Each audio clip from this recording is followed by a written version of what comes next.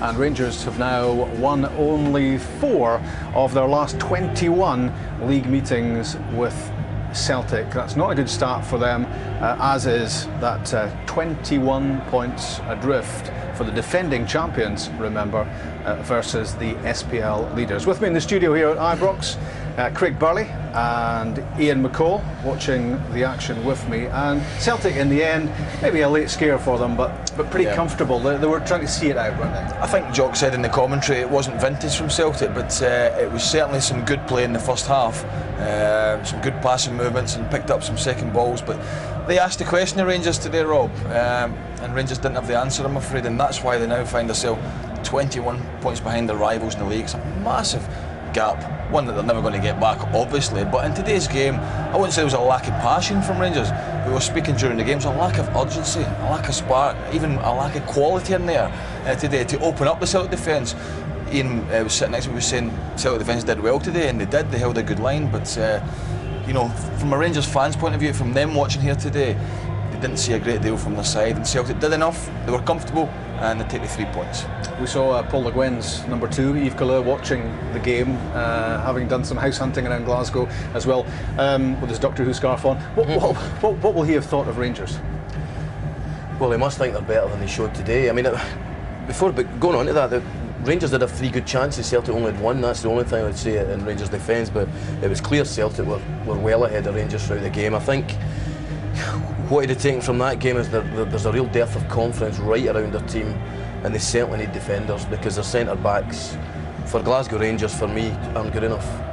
There was a lack of spark, Craig, about Rangers, but maybe more worryingly in this fixture, there was a lack of fire and passion about going one down early on and then trying to get back. I think it's difficult to say passion, Rob, because I think there's no doubt the guys out there are trying, but there's the confidence factor comes into it, and sometimes you go into your shell, and that's when you need your big players to perform for you. We know Puzzle's been out a while with injury, and he did again look a little bit jaded again today because he's looking for the sharpness.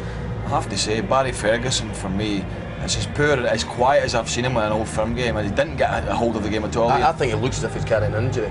He looks as if he's got this little groin problem that's not going away, because really Roy Keane and Neil Lennon absolutely dominated that midfield area, and Barry Ferguson is Rangers' main player, you know. Roy Keane was man of the match in his first taste of the Old Firm fixture, out on the pitch at least. Here he is with Scott Booth. Roy, you waited a long time for this. How was it in the end? No, it was nice to get out there, and it's nice to get another 90 minutes under my belt, and of course the priority was always to try and win the game. And for you now, a 100% record in an Old Firm game, how does it feel?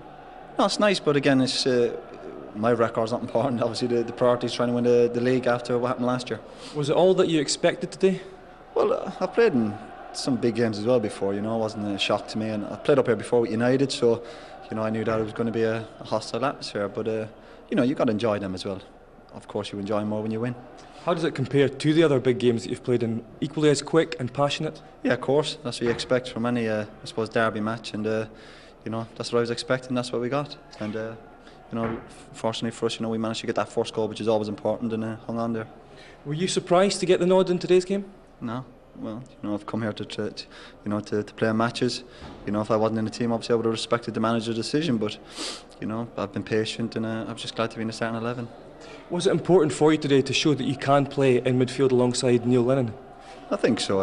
Again, I've had to be patient with myself. You know, I think that's probably my second or third match in over 5 months. So, you know, again, I think that's up to the manager. You know, we've got a strong squad, and if he thinks me and Neil can play in there, you know, well and good, and I'm sure we could.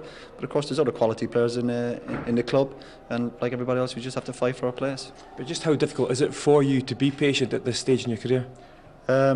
You know, you ask any player, everyone wants to play, but again, you got to respect your manager and your teammates, and whatever decision they make, you get on with it. And again, the priority is always for the team, and the individuals don't really come into it, whatever their feelings may be. So you are satisfied that you have made the right move here? Oh yeah, again, as I said, I thought long and hard about it, and we're going over all ground now. I think I've made the right decision, and again, I just hopefully get some more games under my belt, and hopefully there's a lot more to come. And also very important that you're now even more comfortable at the top of the SPL, isn't it? Well, again, yeah, but the old cliches, you know, a game at a time, and you know, the priority was to win today, and it was added bonus, of course, with the clean sheet, and you know, we just hopefully kick on from here now.